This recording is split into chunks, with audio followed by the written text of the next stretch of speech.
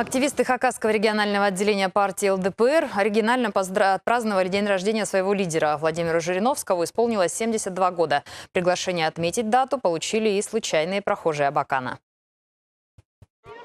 Владимир Жириновский – фигура яркая. Он окончил престижные вузы с дипломами юриста и тюрколога, владеет 4 языками. 20 лет назад получил степень доктора философии, полковник запаса.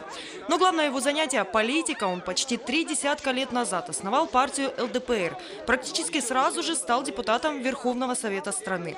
Бессменный депутат Государственной Думы России постоянно участвует в президентских выборах. Свой день рождения, отмечает оригинально, во всех регионах активисты ЛДПР раздают простым прохожим сладкие сувениры – пирожные. Люди, как принято, поздравляют Владимира Вольфовича с днем рождения. Дай Бог здоровья, что можно пожелать еще человеку. Здоровье будет все остальное. Чтобы он выиграл на выборах. Что болел за народ, боролся за интересы народа, защищал интересы народа. Это самое главное. Присоединяются к поздравлениям рядовых граждан и партийные функционеры.